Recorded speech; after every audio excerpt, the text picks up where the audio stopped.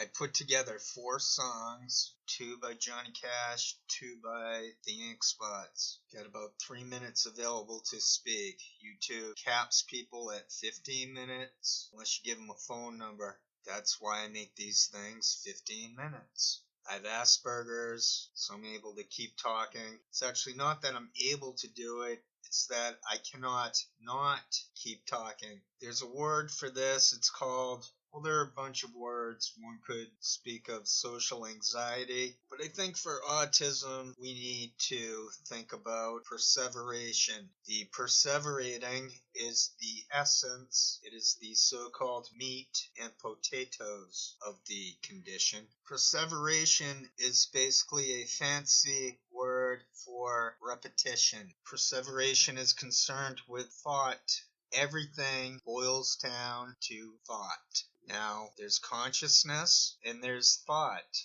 Are they the same? They're not exactly the same, no. Consciousness is being alert. It's not exactly necessarily to do with deliberate thinking. Thought is the inner chatter. One must be conscious, of course, to participate in that inner chatter. Krishnamurti told us the observer is the observed. You are those emotions. You are that person. You are never not that person. You can never differentiate between what you do with who you are. To understand who one is, then just stop talking. Cease internal chatter. Just soak it in. The patterns, the objects, what's organic, what's human-made.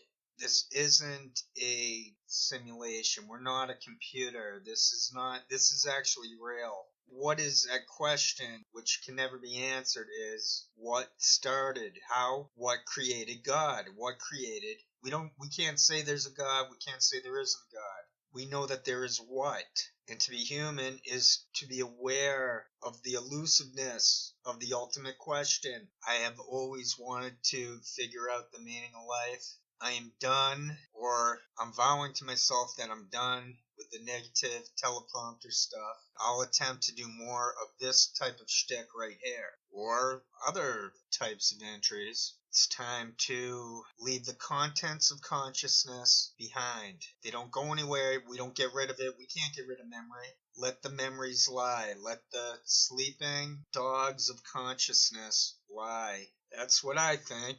If you're doing self-psychoanalysis, then fine. I'm not saying don't look at the memories. Krishnamurti said there's no point in overthinking all that stuff. I think there's a room that folks can look into it and actually help themselves.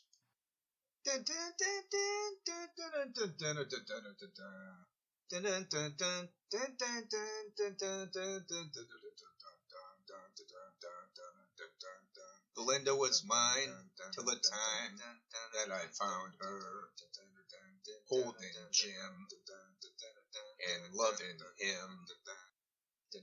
Then Sue came along, loved me strong, that's what I thought. Me and Sue, but that died too. Don't know that I will, but until I can find me a girl who'll stay and won't play games behind me, I'll be what I am, a solitary man, solitary man. I've had it to hear, beware, love's a small word, a part-time thing, a paper ring. I know it's been done, having one girl who loved me, right or wrong, weak or strong.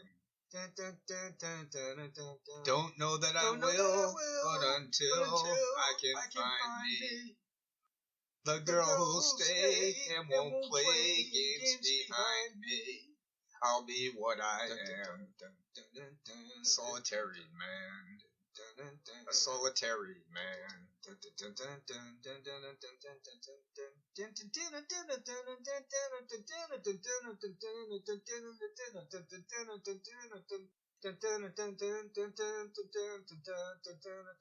Don't know that I will, but until love can find me. And the girl will stay and won't play games behind me.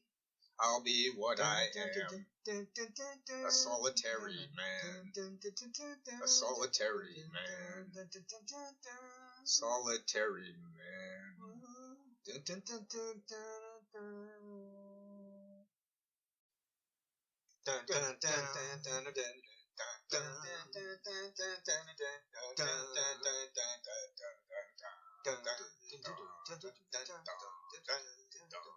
Well, I left Kentucky back in '49 and went to Detroit working on assembly line.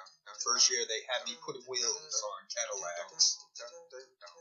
Every day I'd watch them beauties roll by, and sometimes I'd hang my head and cry, because I always wanted to be one that was long and black. One day I devised myself a plan that should be the envy of most any man. I'd sneak it out of there in a lunchbox in my hand. Now getting caught meant getting fired, but I figured I'd have it all by the time I retired. I'd have me a car worth at least $800 grand. I'd get it one piece at a time, and it wouldn't cost me a dime. You'll know it's me when I come through your town. I'm gonna ride around in style. I'm gonna drive everybody wild, 'cause I'll have the only one there is around. So the very next day when I punched in with my big lunchbox with help from my friends, I left that day with a lunchbox full of gear. I've never considered myself a thief, but GM wouldn't miss just one little piece, especially if I strung it out over several years. The first day I got me a fuel pump, and the next day I got me an engine in the trunk. Then I got me a transmission and all of the chrome. The little things I could get in my big lunchbox, like nuts and bolts and all the 4 shocks, but the big stuff we snuck out in my buddy's mobile home.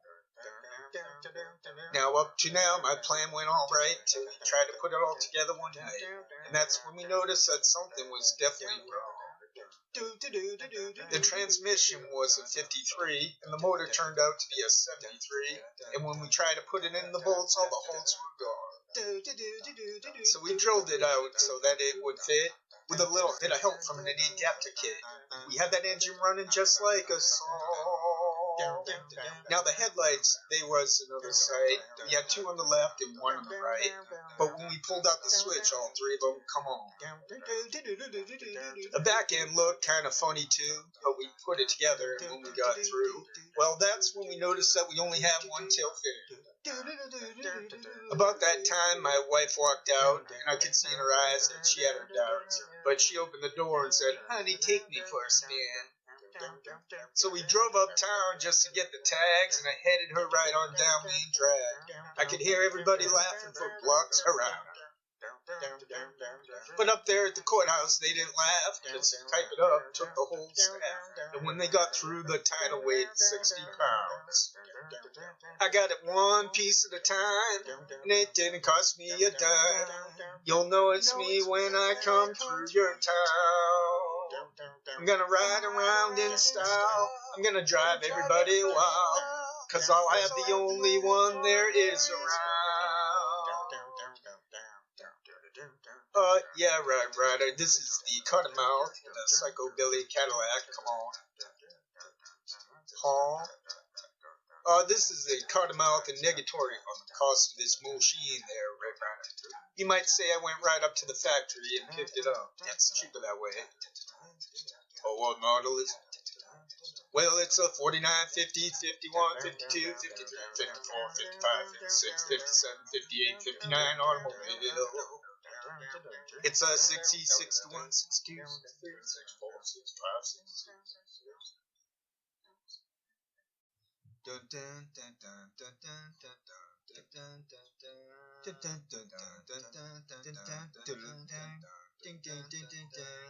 When the swallows come back to Capistrano, that's the day you promised to come back to me. When you whispered Farewell, Capistrano. 'Twas the day the swallows flew out to the sea. All the mission bells will ring. The chapel choir will sing.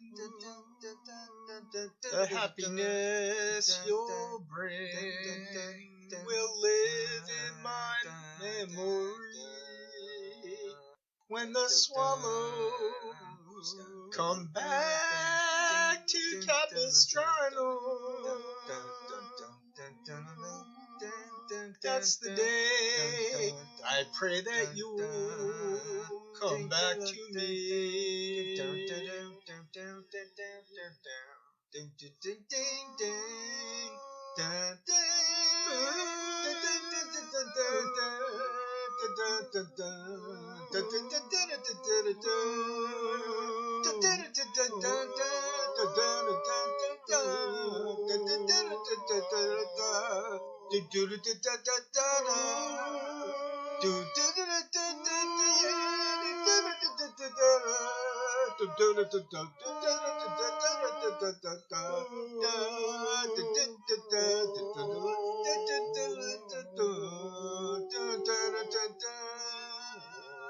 All the mission bells will ring.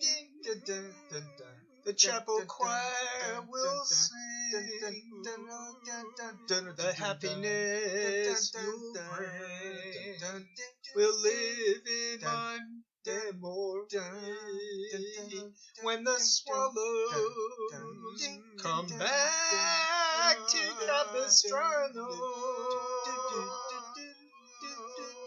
that's the day I pray that you come back to me.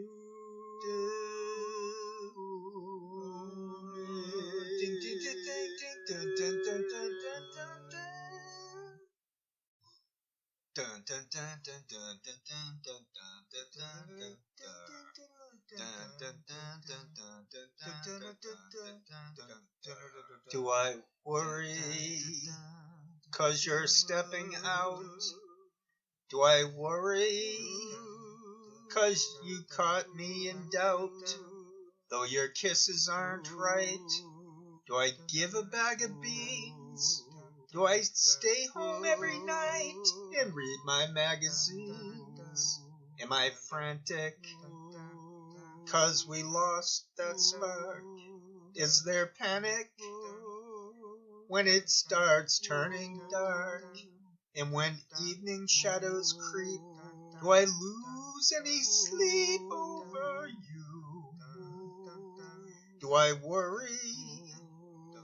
You can bet your life I do.